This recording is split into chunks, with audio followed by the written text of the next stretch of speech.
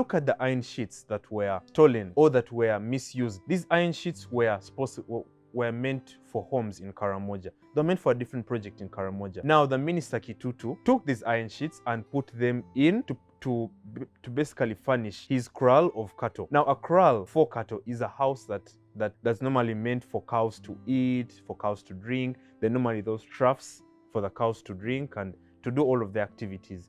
Now, to get iron sheets, which were procured by government, which were bought by government, passed through all the procurement process that government had to do to buy and manufacture these iron sheets, which were meant for Karamoja, the most poverty-stricken district in Uganda, and then put them in someone's personal kraal. I don't think that is right. He was exposed in all of the Ugandan media and tabloids. He was exposed in Daily Monitor, in New Vision.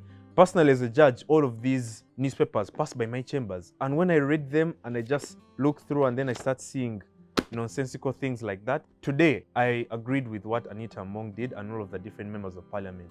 They actually forced these people to resign their seats and for them to pay for their crimes. Now, I personally agree with what members of parliament did and the Speaker of Parliament. These people need to be brought to justice. When you're a person who is put in office, you need to be accountable for your constituency. If you're a member of parliament, you need to be accountable for your ministry.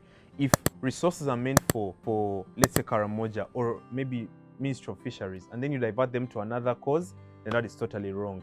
Now, what you may be asking, what is the legal crime or what are the legal implications of him transferring the iron sheets from Ministry of Karamoja or from Karamoja district to his personal endeavors? We have mismanagement of office, and this can also be seen as corruption. So misuse and mismanagement of office is stipulated under the Anti-Corruption Act of Uganda and also the Penal Code Act of Uganda. These are basically crimes.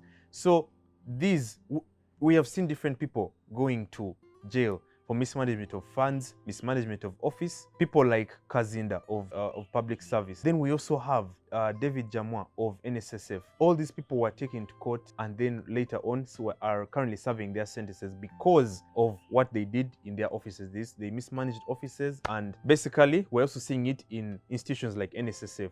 We saw that the current or the former executive director, Richard Byarugaba, has been sent out of NSSF and is now facing PAC, which is Public Accounts Committee.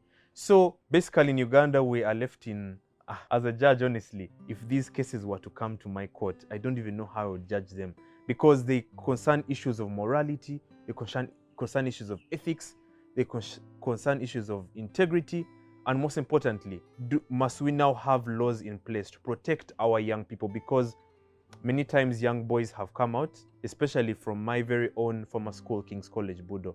It was such a disgrace that we have these small acts in these traditional schools like Kisubi, like King's College, Budo, like Namilyango, and the likes.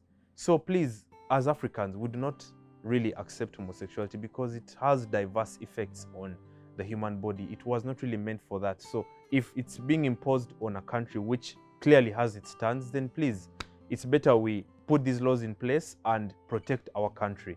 As for the Western world, I'm not really against homosexuality. I'm just going at the fact that if someone or if a country has clearly stipulated its laws and traditions, let's not try and enforce them through NGOs or through sketchy aids which are going to promote that which Uganda does not stand for. So let's just see how things in Parliament are going to unfold.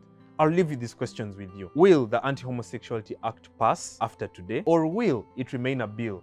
Will it be signed by the president? Secondly, with these iron sheets, are they going to be removed from the minister's kraal, and are they going to be taken back to the project that was meant for it to be taken to? I remain yours truly, Justice Terry Kahuma, and I'm glad that you've joined me inside Justice Terry Kahuma's courtroom. I remain yours truly, and I'll always judge cases in the most free and fair way, promote fairness and justice in Uganda.